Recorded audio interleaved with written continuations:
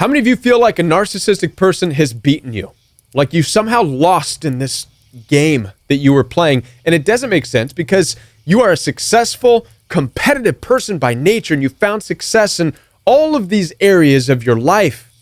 You're a winner, except in this one area, in dealing with a narcissistic person. Why is it? Well, it has nothing to do with the narcissistic person's strength or lack thereof, right? And it has nothing to do with your strengths. There's a big piece of this puzzle that we have not been talking about until right now. My name is Kevin, and this is The Royal We. And before we talk about why it is that you lost to a narcissistic person, I want to let you know that I'm here for your support. Down in the description box below this message, you'll find access to my calendar where you can schedule some one-on-one time with me, and I look forward to talking with you. Now, I don't know about you, but I am a competitive person by nature.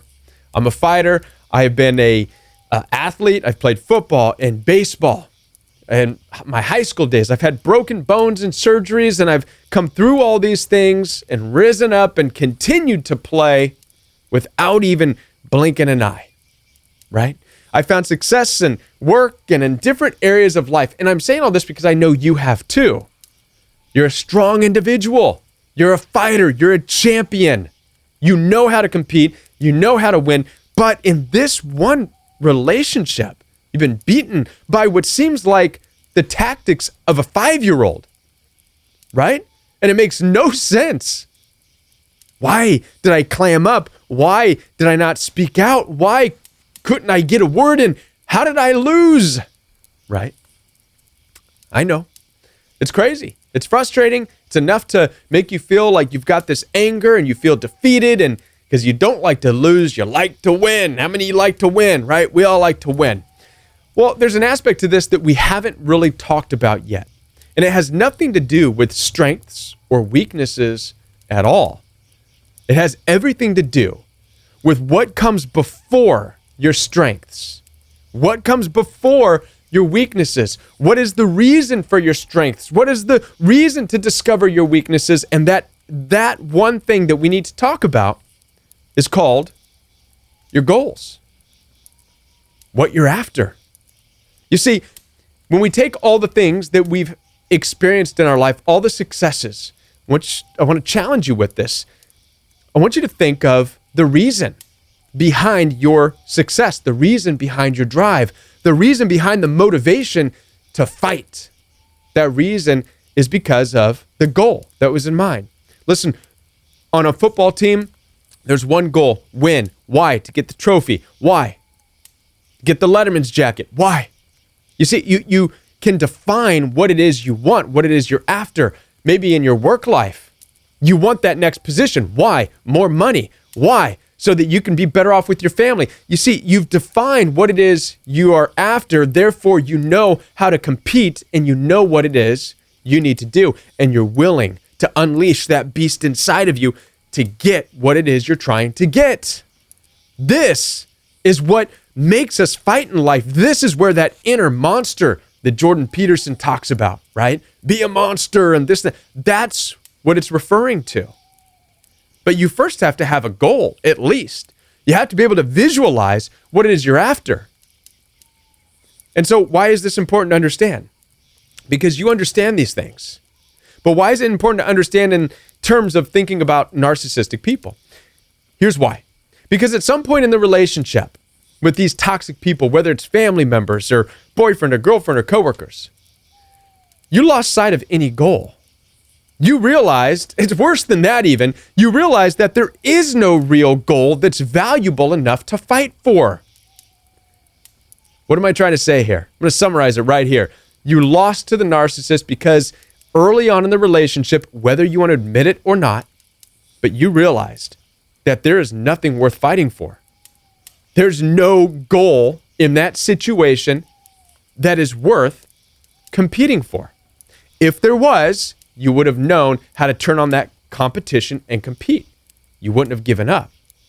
But at some point, you saw yourself surrounded with no win in sight and no clear goal even. Some of you, myself included, were in this situation saying, if I fight, what am I fighting for? To win more time with them? Really? I mean, in a lot of your situations, that's all you would win.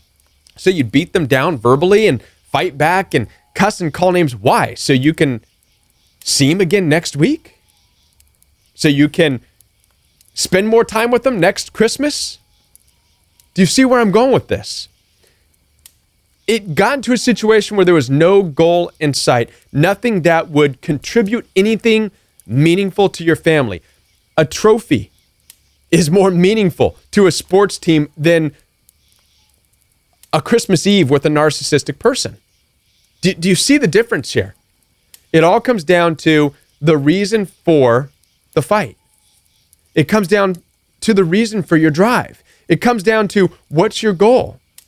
As I look back now on my situation with dealing with toxic in-laws, I realized that I couldn't even see myself being a part of that family. I tried to pretend I could. I tried to fake it. I tried to pretend to be a part, but really I couldn't see it. I didn't want it. And this is why I didn't compete. This is why the inner monster didn't come out. Because I had no reason to. I had no goal. It's easier to allow them then to push me out and say, okay, goodbye. And then now take my drive and go after things that are meaningful in life. That's where my competitiveness is. That's where your competitiveness is as well. It's in things that are meaningful. Listen, don't let losing to a narcissistic person make you feel like you are weak and you're no longer competitive or you've lost your edge. The only thing you've lost in that toxic relationship is you've lost sight of any clear goals. That's it. You've lost sight of what it is to have a reward and a goal out in front, something that you really want in life, and to go for that. That's all you've lost. If anything, a narcissistic person fooled you, right? And into believing that you don't need goals, all you need is them. No. So get back on track to your goals in life, the things that you can aim for, and then watch your inner monster, watch that beast come out again as you accomplish things in life. And you'll realize what a waste of time it was dealing with those narcissistic family members or those bully coworkers. And you know what I mean? By the way, same thing at jobs. If you're dealing with bullies and stuff at jobs, it means that you may not be able to even see your position at that place anymore. And so you stop fighting. If that's the case, it's best just to remove yourself. Get out, find something that you can fight for again. Listen, I want to be a part of your healing journey. I want to help you to find that fight back in your life once again. Down in the description box below this message, down below, you'll find access to my calendar for one-on-one appointments. And I'll be back with more videos for you. Be sure to like and subscribe. All right, next time. Bye.